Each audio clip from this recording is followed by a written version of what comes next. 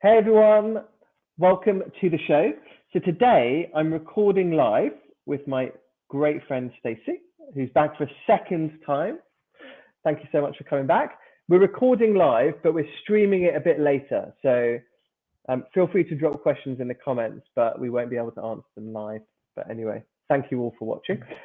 So Stacey and I are going to be talking about all things recruiting today. So we're going to go through need, attracting talent, the whole thing. So Stacey, thanks for joining me again. Thanks for having me, Lewis. This is going to be fun. Pleasure. I don't know why I've put on a completely different voice when we were not recording. It's funny, isn't it? The minute you press record and your voice goes a bit different. Me too, I think. Me too. It's okay. It's normal. Anyway, right. So we were discussing this before. You know, a lot of people, so startups, you know, raise all the money, or you know, you hear these terms like super growth. We're going to hire loads of people. We're tripling in size. I've heard it loads recently, and then it comes to it, and it's not as easy as one thinks. Yep. It's like, so where would you start? And yeah, that's a good question, Lewis. You know, you tell me what you think on this. The more I think about it, the more I really feel like it's hard to get it right because there isn't enough work done in the beginning. yeah. And what I mean by in the beginning, doesn't matter what stage you're at, right? But it's about saying, what do you actually need? Most people are in a recruitment, oh, we need to hire all these people. But if they don't take the time to say, what do you actually need? And what is the job? What is the job? How do you want them to do it? How are they going to be successful? It's a lot of work to do it up front. But if you do it, you really save yourself a lot of time later because you can hold people accountable for it. So I feel like there's a lot of, oh, we have to hire people and you rush to get a job description, but there isn't the thought about what do we actually need and how is it going to fit? What do you think? I think also I learned a new term recently called DAO, which is decentralized autonomous organization. Crazy stuff, right? It's just, you know, this whole Web3 thing, blockchain, and you have these companies that are decentralized, which is amazing. My point to that is, I need to do a podcast on it, but my point is that the way that people, like, in the traditional thing is like you want to hire people, just, you know, but now there's so many other ways to do it. Like a lot of people don't want a perm job. They want to do a bunch of different gigs. Yep. And so my point to it is think about whether, you know, do you need someone to come and do this job, or can it be done differently? You know, can you bring in resource or expertise on a project basis? Like how, I think we need to be a bit fresh with how we think about it now. So the other thing I wanted to pick your brains on, remember we did something recently with a bunch of entrepreneurs, and when you think about what is the work that only you can do? Remember we were talking to them and there was a lot of hopefully aha moments in that. Like, it's not just about the job, but what's the work that only you can do that you should be doing? Yeah. And what's the work that other people could be doing? And how, like, if you're a CEO of a small startup versus a bigger company, they're totally different, right? I think there's something there. What have you seen in terms of company strategies that haven't worked? Well, if I just give you my own experience, because I set up my own company and I read this book, which I've completely forgotten the name, but I'll drop it in the comments afterwards. And essentially, like, when you start a business, you're the only person. And you're actually, you know, your HR, your sales, you're the cleaner, you're the sales, your marketing, you're everything. And early on, it's not until you start to, like, to your point, think about what I can do and what I can outsource and get others to do. It's then really when I started to really build a proper business, and you start to hire people, whether that's permanent people, you know, contracts, projects, whatever it might be. But you need to be able to really outsource that stuff. And some of the people and leaders that have been able to build the best teams and have people want to work for them, you know, it's, you know, being able, you know, they work for their team, right? They service them. They try and set them up for success. They're a coach. You know, they're not too micro unless the person's low skill and they need to be. You know, they can flex and adapt. and they care about their team. And I think they're they're some of the traits that I've noticed that do well. We should get into those because those are goodies. Okay, if we were looking at, let's move on to, now that we know, look, what is the need? Yeah. Before we talk about finding and attracting the talent, right? There's an interesting example I've been thinking about where you look at, where are you going to find people? And I think a lot of times people just, like, if they post on LinkedIn, right? They post on LinkedIn and that's it. And you're missing a whole possibly group of people, right? That maybe don't see that ad or whatever. There's a thing there that I think would be awesome to say, what kind of industry do we, if it's customer service, for example, if you're recruiting for retail, what about looking at high-end hotels, right? And looking at those kind of people. There's a lot more innovative ways. And I think when you are so busy and you have so many things to do and you're trying to find people, there's just so many things, or you think, I'll just put it on LinkedIn and that'll be it. And there's just so many other ways you could bring people. Massively. It's also, when you're thinking about what you want, people revert a lot to pedigree, like to your customer service example. I don't know, if you're hiring for Apple retail store and someone's come from a rival, then it's like, yeah, great. I think you got to think about like what the superpowers are. I like to call them, like what are the just awesome things you need to be successful in the role, and then think about where you can find these people. And so also it's different. Say if you're a small firm, you don't want to, you might not have the time, you don't want to pay recruitment costs, you don't want to pay a recruiter, you want to try and do it yourself. Yep. And so the easy thing is just to stick an advert somewhere. But right now, it's crazy. Like everyone's hiring, and applications to job ads has gone right down. And so it's not good enough just to do that. So if you're at the early stage, leverage your personal network, professional network, post content. Yep. And not just like ads, but just be active on social media, because LinkedIn right now, it's free to use.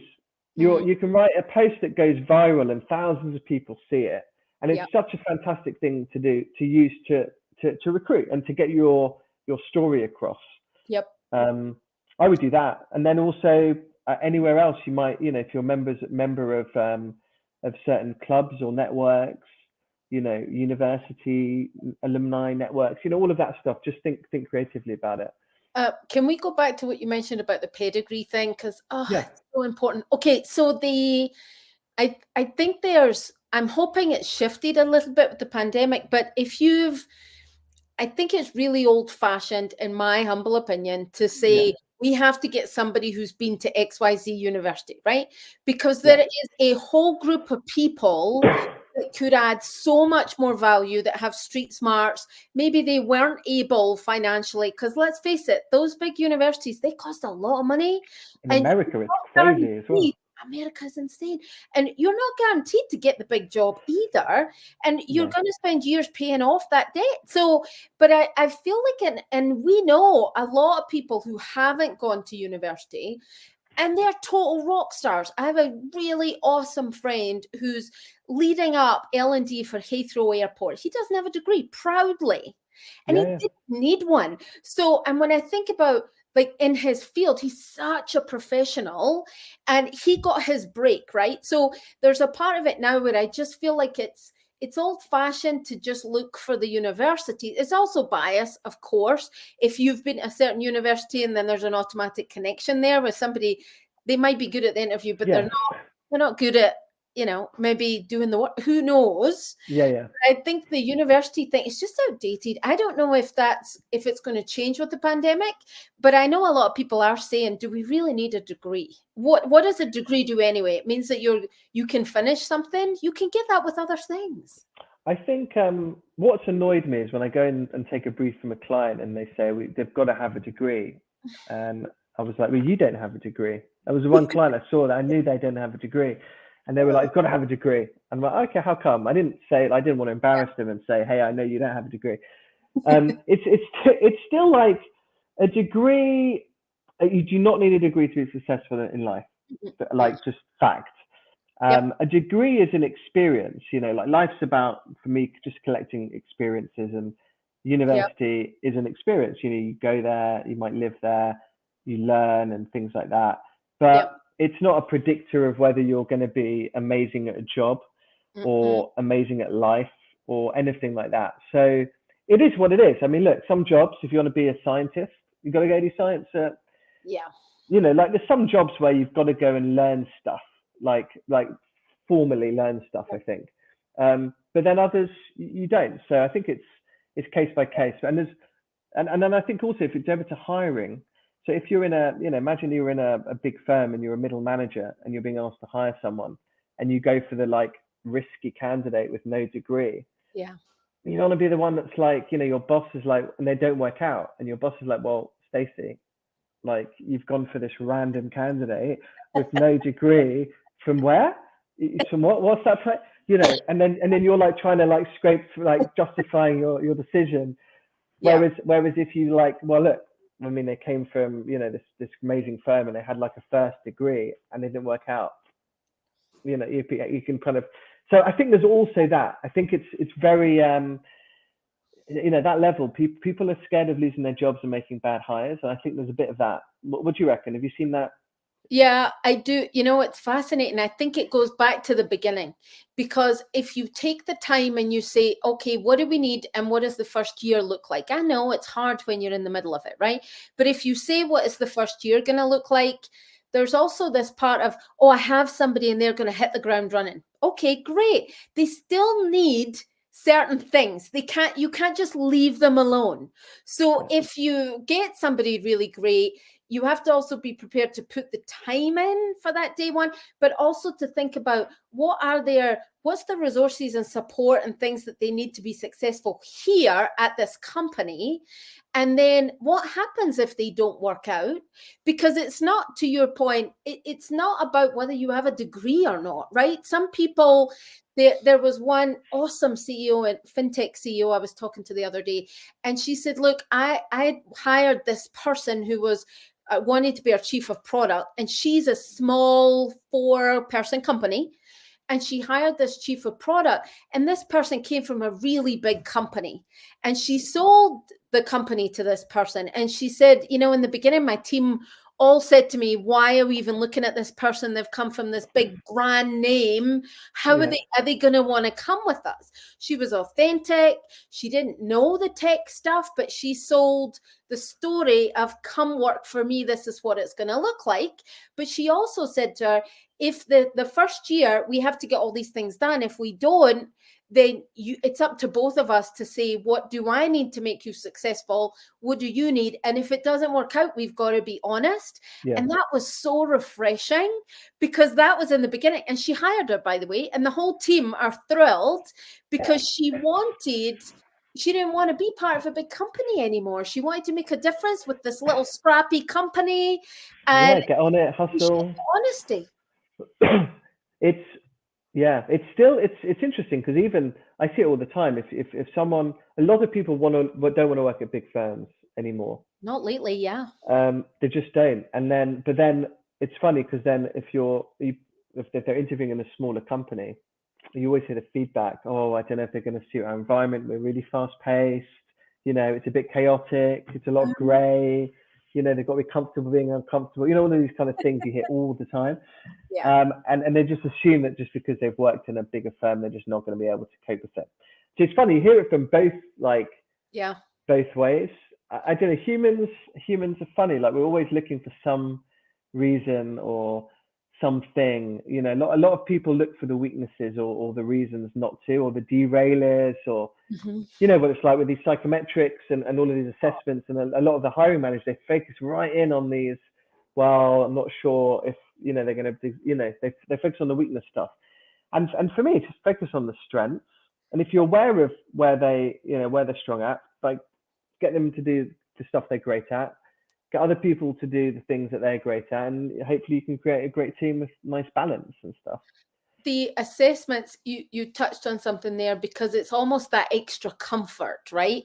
If I do the assessments and they get XYZ score, I know I've done the best that I can. It's not my fault if it doesn't work out, right? That's kind of how I feel like a lot of people are shifting when they do that. It's, I'm covered because they did the assessment. I don't know if assessments, I'm not bashing them, they have a place, but I just don't know that they are as inclusive, because many of them have been created in the 80s or even before that. And I'm not sure that they should be reviewed. Are they the best thing to get the candidate, right? People could be really good in an interview talking about stuff, but you and I know, if you ask for examples and you open up with somebody and ask them to tell you, there's always a level of self-awareness there either also, right? And then you can say, well, do I believe this person? You can do reference checks, although I'm not sure about them really either. You're never going to be 100% on somebody, but there is a belief, if you focus on the strengths, if you have a level of self-awareness, because the other thing, companies are, oh, this is the knight in shining armor because they came from ABC company, or they're going to come and save us, right?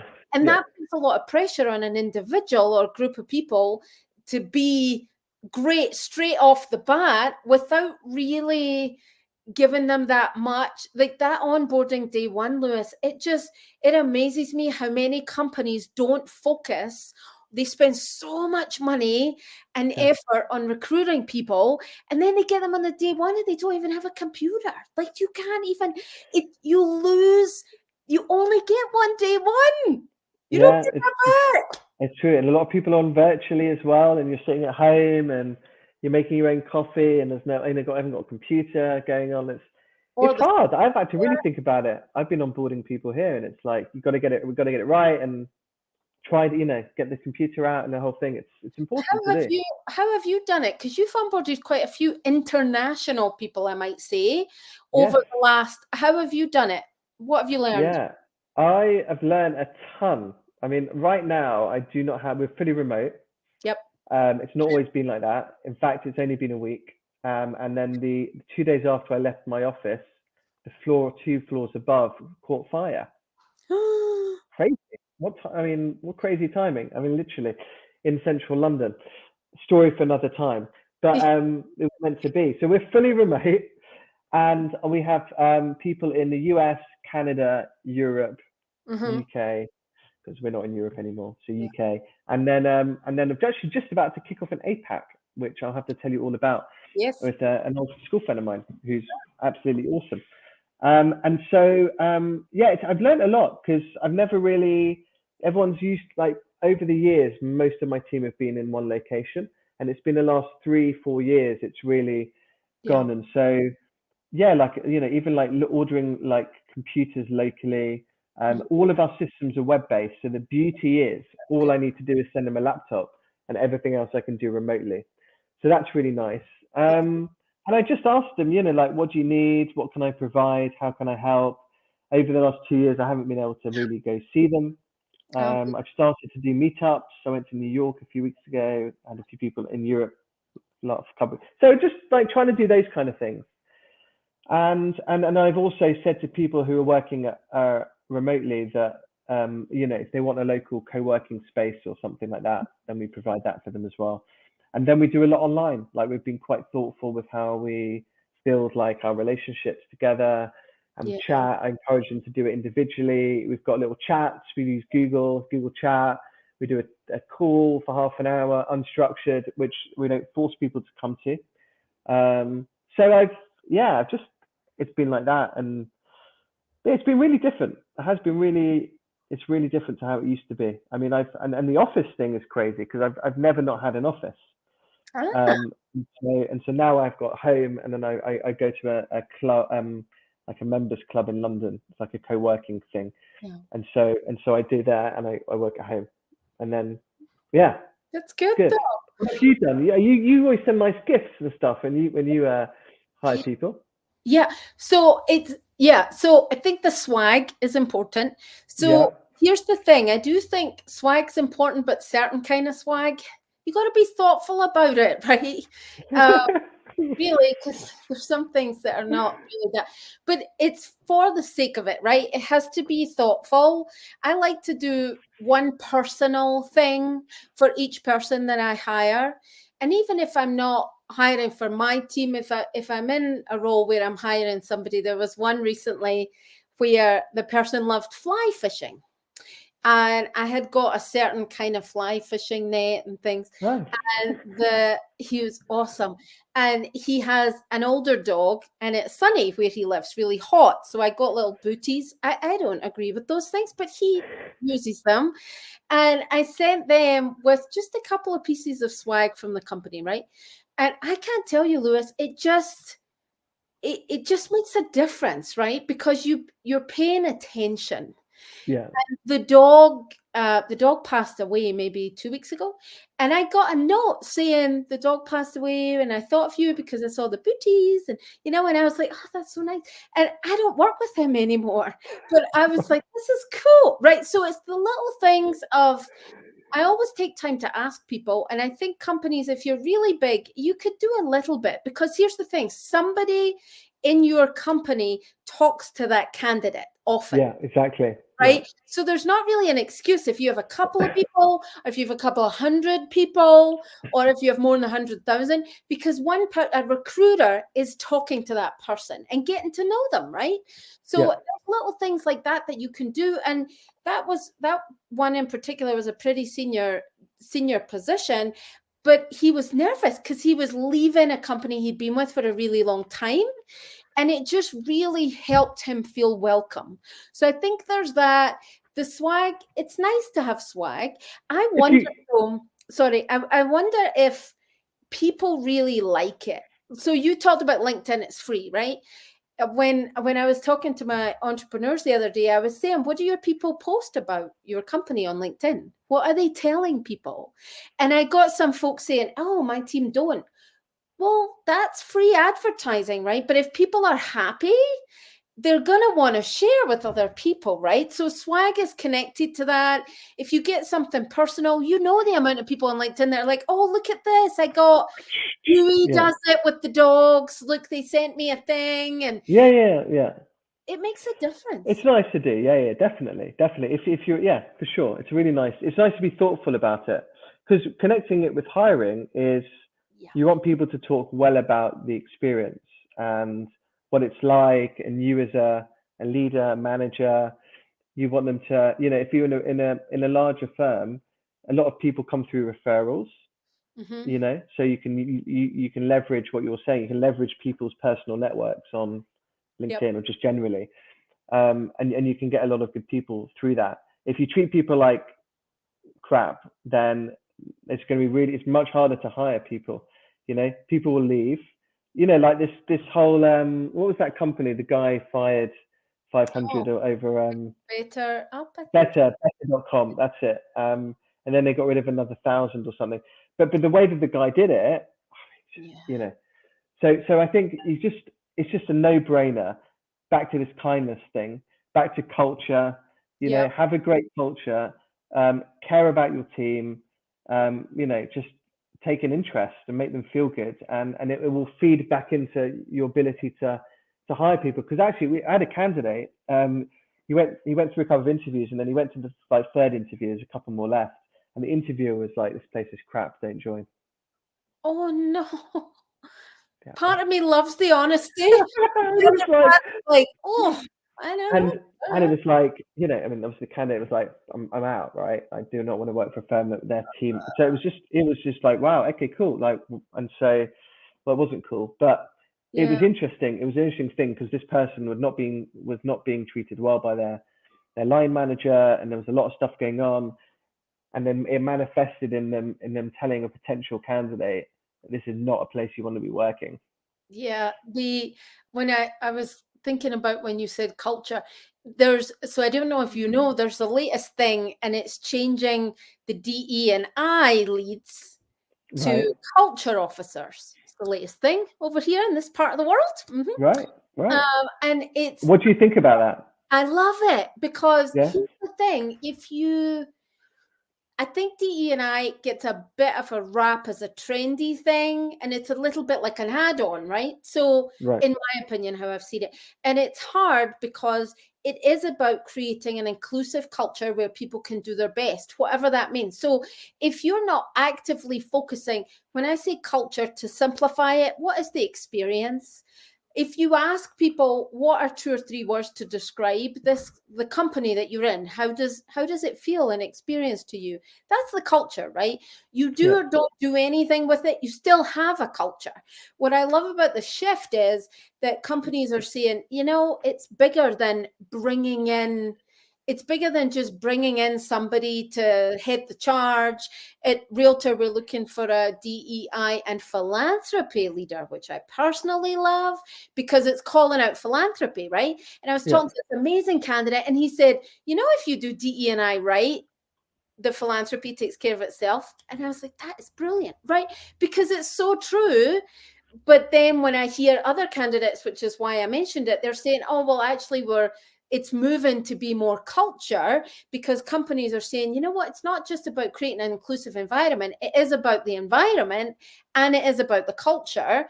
And they're holding it as more of a broader role, which I kind of like, because DE&I can be a bit narrow, right? With companies, they can think, oh, it's ERGs or BRG, which nothing wrong with them. We need them. And ESG, how far do you go? If it's culture, it means you're responsible for something bigger. So I kind of think that's cool. I think culture's great. The thing with D&I is that there's a lot of numbers attached to it, quotas. You have to publish a lot of your stats and stuff. With culture, it feels more holistic. Yep. It's more, you know, let's get a great culture, inclusive for all. I love that. Which brings me to a little question for you: is do you think hiring based on your corporate values limits diversity in the hiring process? Yeah, a wee bit. I do. Yeah. I think that I love when companies have values, not too many, but I think it's more interesting in how they come alive. Like, what are they? Sometimes there's a list of 10. Right? Yeah. Which nobody can remember. Sometimes there's maybe 3, but then how do you use them in hiring? It comes back to that assessment, right? When you're finding somebody, my magic of 3, like, what's the job? How are they going to do it at your company? Yeah. Now, at your company, you could use values. I don't think that's a bad thing, but it can't be the only thing. Because it's not just going to help. For example, Bentley Lewis, kindness, right? So I'm speaking for you, so you feel free to tell me. Like, to me, that's, if you're not kind, you're not going to get a job there. And if you fake kindness, you're not going to last, because you can't fake kindness for any length of time, right? No. So whether you say that, well, you do say it often, but you live it, right? So it's obvious. You don't really need to have a plaque on the wall that says, and I have a plaque on the wall, actually, but that's the thing. But I love that. That's why I have it. Well, we could get to that. But you don't need to have a plaque on the wall that says, be kind. You don't. No. But what happens is that, you know, companies have the values, and then it's part of the interview process. So, you know, when you're interviewing candidates, a lot of them, they say, right, we're looking for people to exhibit these traits, and you end up filling your company with similar people. Yeah. For me, it's like, can they do the job? Are they going to love it? And am I going to love working with them? They're really, however you cut it up, the 3 things you want to find out when you're hiring, really. Yep. I have a similar thing to that. I'm conscious when I'm interviewing somebody now. I hired somebody recently for my team, and I was conscious of, why do I like this person? When I was interviewing him, I was thinking, oh, this seems like a good, easy conversation. Is it too easy though? Am I going to have group think, right? Yeah. Of course, we're completely different humans, so there's that. But it was one of those things where I thought, is he ride or die? Because the work is, as we had shared before, the work is the work. But if you work with somebody, there's a learning agility piece, Lewis, I think, right? Like, if you don't have to really know everything about the work, but you have to be willing to figure it out. Yeah. And if you're willing to go like, oh, I don't know about that, but I'm going to go find out, that having somebody like that for me will always be number one over somebody that says, in my old life, I did this.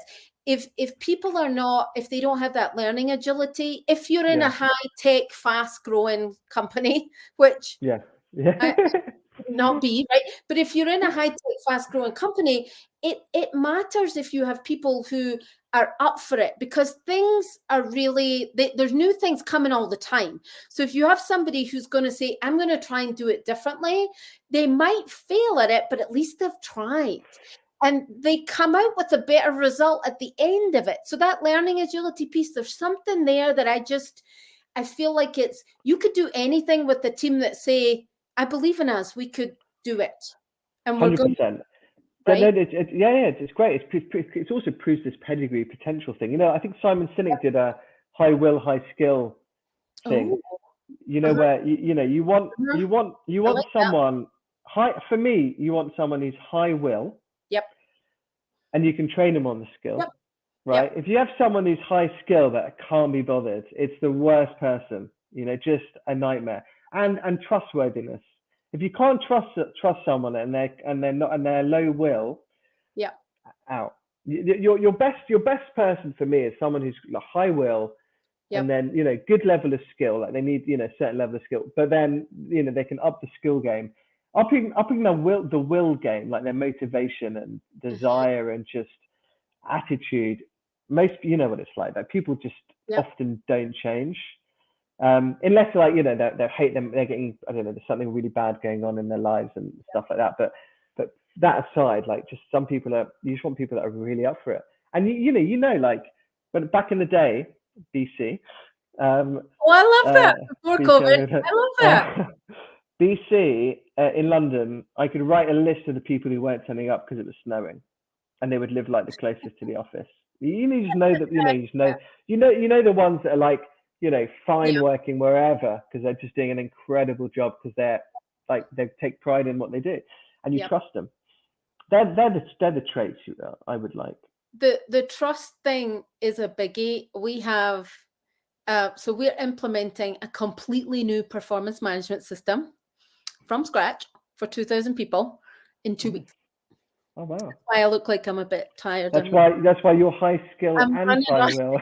I'm running on caffeine. And I say that because the team, there's 4 people working on it. 4. And if I look at, have they implemented a system from scratch before? None of them have. And there's me, obviously, I'm guiding the ship and I'm in there doing stuff. And I can't tell you, Lewis, that team, I'm so proud of them because every day we do and it was the daily download that you got me into when you said I go to my team. And every day this week and it's no meeting Thursday. So we're still meeting because we're a team. And every day this week in the morning, it's been, hey team, how are we? I'm going to go in and log in as a manager and test it. And they're not managers. I'm going to log in as an employee and test it. You can add me as a 360. And I am just overwhelmingly proud of them because they have the will. They didn't have the skill. In fact, maybe a month ago, some of them wouldn't really have known some of the concepts, right? Which is brilliant because we've got them going, well, that sounds complicated, right? And then we say, well, you're right, it is complicated. How can we make it sound easier so people who are in a call center and people who are doing the chief finance officer, they all know what this is? Because sometimes we make stuff so complicated that even if you have somebody with will, you could really put them off because you're experienced, right? So there's something about that too when you say we are up for it. When we said this is going to happen, the existing system was broken and we really had no choice anyway, but we got as a team and said, could we actually do this? And one of the team members, the more junior one, said, I believe in us. And I just, nice. The belief, it's the will, right? Versus, that's what you want. That's what you want. We believe, And we are going to do this thing. I don't recommend it ever, but we are going to do this thing because they're totally up for it. And we're Googling stuff and we're figuring out the best practices we go literally in a week. And it is such an amazing, it will bond us forever, no matter what happens in our future, because we have, and I didn't hire most of them, but they have this, like that was to your point, they're in the environment together. So even if maybe you had one skeptical person at the beginning, I would imagine, because it's an impossible thing to do, they're no longer skeptical now because they're working as a team, right? But if you have somebody who's saying this can't be done, it has a negative impact on the team. And it's all the little things every day that make the difference. If you don't get the little things, they add up to people wanting to leave, and then they give excuses. It's the money. It's never the money. Never. It's everything else. But the money is an easy excuse to just say goodbye, right? Yeah, they're all in the boat. They're all trying to make it go faster. It's great once you get that. Like, it's really cool. Like, once you get people that are going in the same direction, it's great. And it's just these human skills. They're working together. They're learning the technical skills if they don't have it. Yep. I think it's amazing. Well, one more thing, Lewis. What happens if they're not in the ship? Well, this is the classic, if you go back to the old sports analogy, if your best performing player is an arsehole and everyone hates them, do you get rid of them or do you keep them? Well, I think I know what you would do. I would get rid. I'd recommend to get rid, because no, you have to get rid. You have to get rid. Yeah. You see in sport, it's such a good analogy, like a group, a team of people playing together, but their skill is a bit lower level than a team that's outstanding. I mean, like, I'm in England, right? So you've got Manchester United, who are a great collection of it. They're just not playing very well and not working together as a team. And then you've got, I don't know, like Manchester City, amazing individuals, but playing really well as a team, and they're doing so much better. But it's just, like it's one person wrecks the culture. And if you keep that person, and you just everything you've been talking about is just is rubbish, right? Like, you've got to act on it. You're shifting to another culture then, where it's maybe a different kind of culture, where it'll attract a different kind of people. It's just about money, if you keep those, but then in the end you lose everyone else, and so actually you lose out. It's lose. So you've got to have a chat with them, and you tell him, hey, the ship is leaving the port. Are you on it or not? I like that because it's honest, right? And I think that there's having an open conversation with somebody, because everybody knows when that person is or isn't performing, if they're a jerk or whatever, right? Everybody knows. So if you don't cut the cord, you're going to end up with everybody else rotten.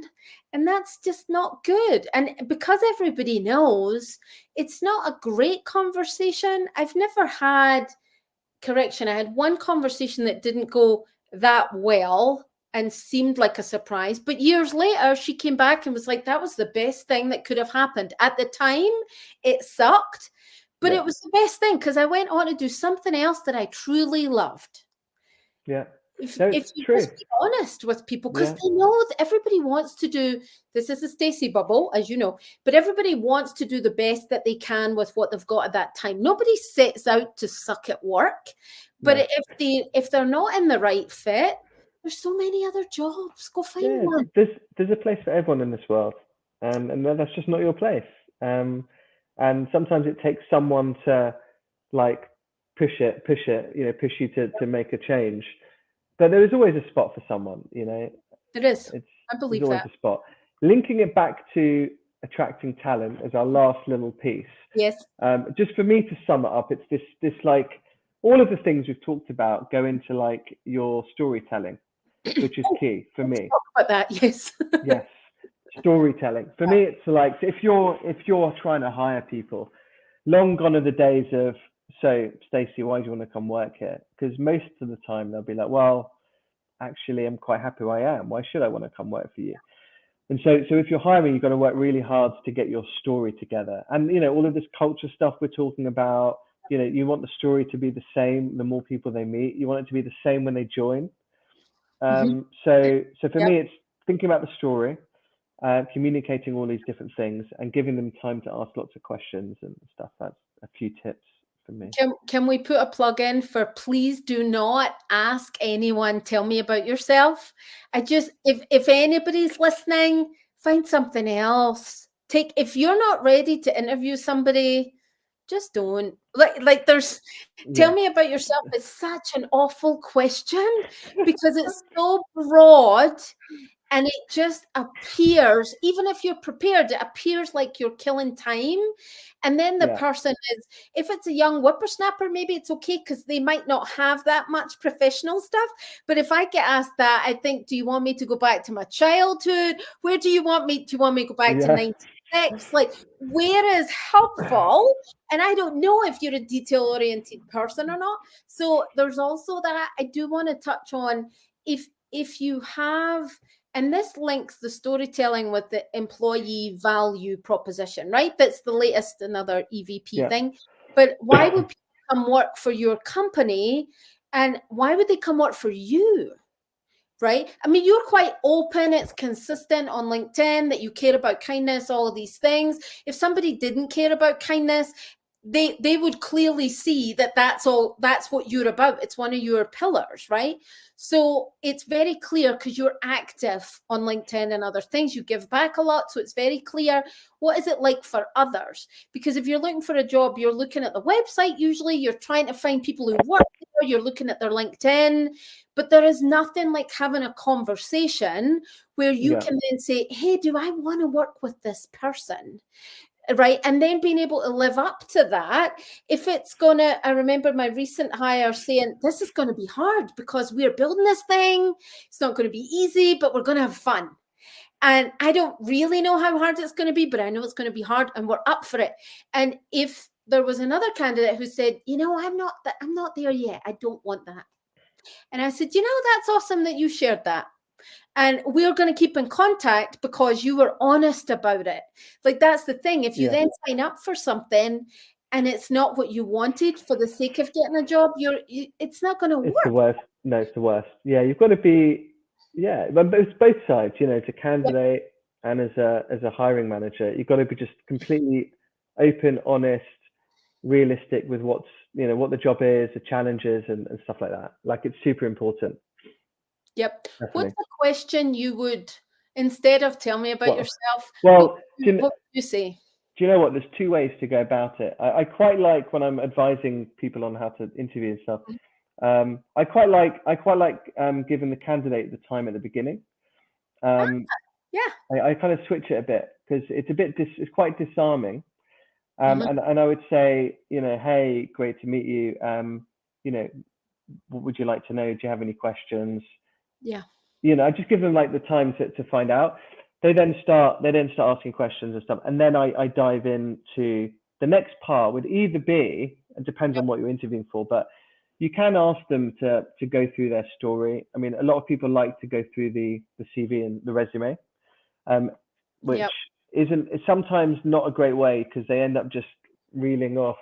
Yeah. So if you've not prepared for the interview and it's a last minute thing and you want to find out, then, you know, you can be like, look, what's the career story? Or let's go through your career. And then you can interject with questions and find out.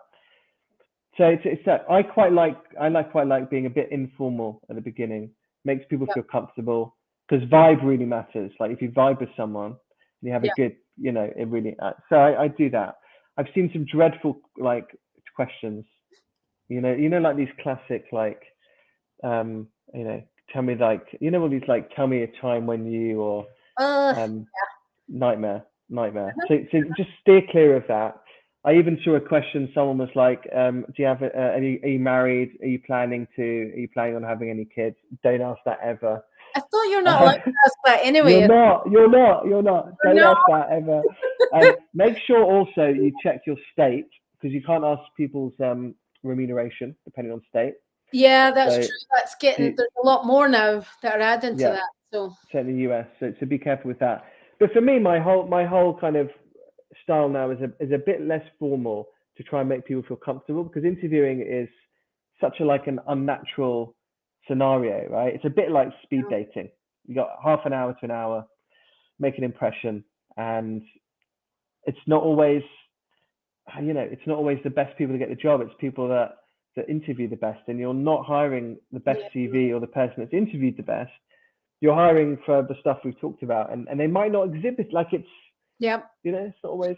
You know what we haven't touched on? There's so many things we haven't touched on the recruitment process, because right now the speed, if you, especially if you reach out to a candidate and they're passive, they weren't looking, and you reach out, you plant the seed, and if you're not quick enough, since you piqued their interest with your company, if you're not quick enough to get that person, they're probably going to get lost and go to somebody else, right? So there's also a piece of, because you and I have talked a little bit about this before, how many steps do you need? You're never going to be 100% confident. How many steps do you need? And is everybody on board on who is talking to them about what? And how are you going to make the decision and make it quickly? Don't hold back. I mean, look, it's not a sweet shop. There's not right now. There aren't that many sweets in the sweet shop. So if you see someone that you like, don't hold back. Just go for it. Just go for it. I mean, I've had, if it's too long, people disengage, and you've got to be quite quick now. I had a friend of mine. She was in an interview process for like 5 months, ongoing, and then another firm came in and offered her the job in 2 weeks, which she accepted. She called the firm she'd been in the interview process with for 5 months, and they were surprised when she withdrew from the interview process and said, "Oh, you've invested so much time. Don't you just want to see?" And she's like, "If you take this long to make a hire, I mean, Jesus, what's it going to be like working with you guys?" So, you've got to, you move quick. And also, and the other thing is so some roles do require a lot of interviews, like board level searches. There's a lot of searches we do where there's a lot of people that need to, different stakeholders and stuff, which is fine. I think the biggest thing is just tell people right at the beginning. So look, these are the people in the interview process. It might take X number of months, or we'll try and do it quick, but if people are aware of it, then they're prepared. It's when, it's another interview, and sorry. And, I told someone, I had to call someone the other day. I thought the interview process was done, and I was like, "Oh, I'm really sorry. There's one more people has to meet." And then you can feel the energy just change a little, and to communicate it up front is my message. So this is a good place to start with our recap. So the need. Yes. What do you need? What is their journey going to look like? Finding and attracting talent. How would you summarize that, Lewis? So finding and attracting, I would leverage your personal network, company network, headhunters, recruiters if you need to, and then think of it as storytelling. So think about the story, culture, all of the stuff, the challenges and all of this stuff. Think of it as a story and try and communicate it to your prospective candidates like a story. For me, that's it. So hiring, what's the process, right? Once you get the person, how are you going to make sure their day one is amazing? Yes. So they know they belong and they made the right choice. How are you going to make sure they integrate with the team and all of that kind of stuff? You might give them swag personalized, you might not. As long as you give them an awesome experience in that first bit, you'll set them up to do amazing work. Yeah, definitely love that. And you've got to do it. All of those things. Like it's especially right now. Like don't just think recruiting and onboarding people is easy, because if you're a startup and you've raised loads of money, then the hard work starts of actually getting people to join you. And at any stage, any organization, because some of the best companies don't necessarily have the most unique products. They have the best people who are high will and doing all of these cool things. It's the people. Who do you want to work with? It's going to be hard. You're going to learn stuff, but you can have fun and work with kind people. That's it. Well, beautiful place to end. Stacey, thank you so much. For everyone listening, please subscribe. Yes. And watch out for more content. I'm going to get more Stacey in again. We're going to do some more content too. And yeah, thank you so much.